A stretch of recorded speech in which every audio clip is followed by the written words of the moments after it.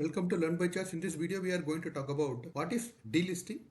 Before understanding delisting, we have to understand what is listing. Why companies are listing themselves in the stock exchange. The listing serves many purposes. One is to raise the funds so that they can expand. It serves their growth plans, and it also offers opportunity for the existing investors to exit the company. And once the company is listed, it offers a lot of opportunities for trading and marketing of the shares, and it attracts a talent. The company is actually attracting a lot of talent once it is listed.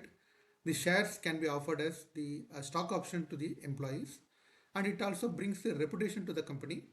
It brings its own regulatory requirements. Transparency also it is bringing. So recently there is a news item that the ICICI Securities, one of the leading brokerage company, it is getting delisted from the stock exchange, and it is getting merged with the ICICI Bank. So let us understand what is delisting. Delisting is nothing but the process wherein the shares which are in the stock exchange are getting removed. So these shares are no longer tradable, cannot be bought or sold on the exchange. And there are two types of delisting. One is the voluntary delisting, the other one is involuntary delisting. So there are specific procedure for delisting. That's in the case of specific procedure for listing a company. While a company is getting listed, there are a set process, like they have to apply for listing and they have to comply with LODR regulations 2015. LODR is the listing obligations and disclosure requirements. And then the company which is getting listed should have the functional website. That is very, very important. And all the promoter shares of the company before getting listed, it should be converted into dematerial form. And the company also has to enter into an agreement with the depositories. So LODR regulations, it is issued by SEBI. It says that the company should have the proper corporate governance and the financial reporting and timely reporting of all the financial and balance sheets and profit and loss accounts. So what are the conditions to list a company?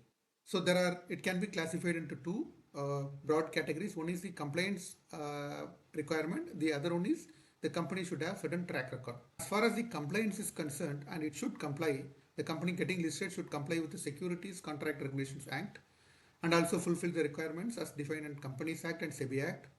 And the promoter has to hold 20% once the company is listed in the stock exchange, held by the promoter, and the company should be solvent. And as far as the track record is concerned, the paid up equity capital of the company which is going to be listed should be 10 crores, and their capitalization of the equity requirement should be at least 25 crores. And the company should be in 3 years in business, that too in the same business, and the company should be having positive net worth. So there are various reasons for a delisting. It is not that it is a negative for a company which is getting delisted, and it may be because of M&A, merger and acquisition. The company which is already listed has to delist to merge with another company, so that the delisting is important.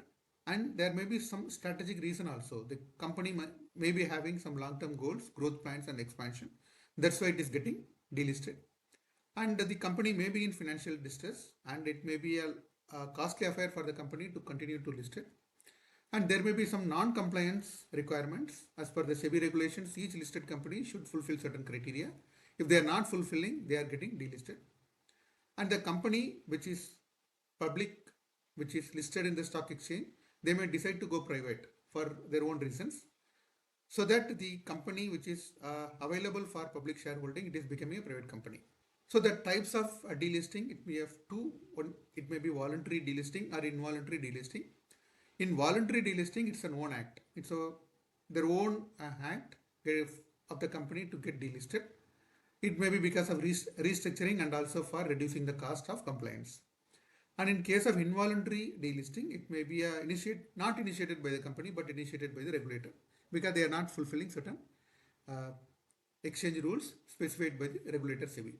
So what are the steps involved in delisting? There are 3 steps. One is they have to notify that they are going to be delisted, and the trading of the shares in the stock exchange will be halted, and the process of delisting has to be approved by the shareholders. So what it means for the shareholders? In case of voluntary delisting, the acquirer that will be buying the shares at premium through the reverse book building process, and they have to publicly announce that they are going to take over the company, and the bidding form also issued to the public, whoever is holding the shares, and the final price is offered.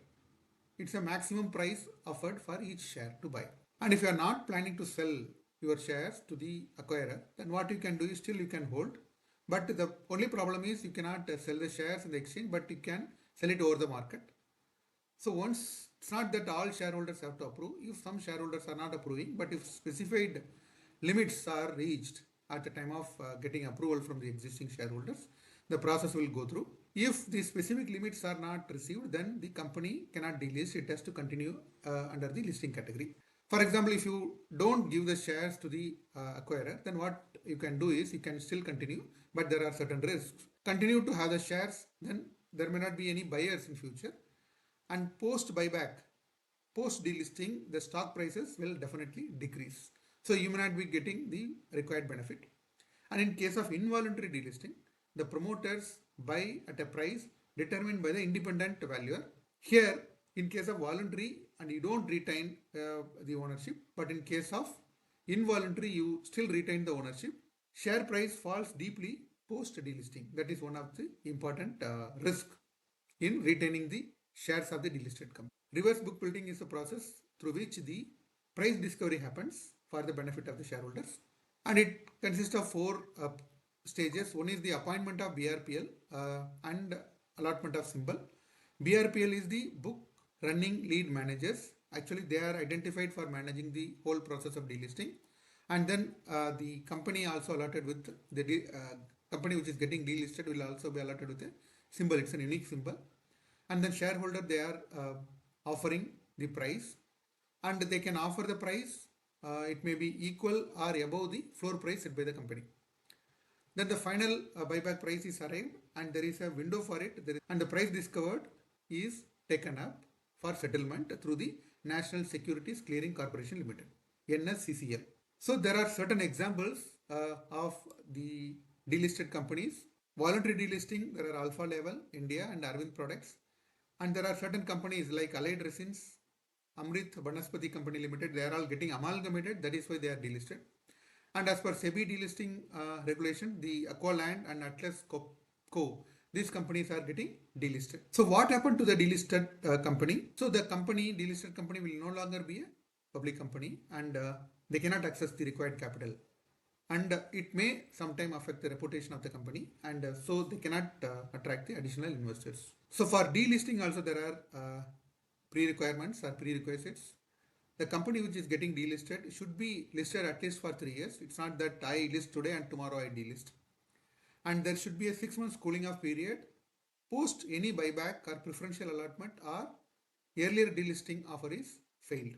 Then no outstanding securities that are convertible into equity shares. All the outstanding securities should be in the form of equity shares. So can a delisted company relist once again? Yes, of course, by fulfilling the exchange requirements and also by fulfilling the SEBI requirement, they can relist once again. Thank you for watching Learn by Choice.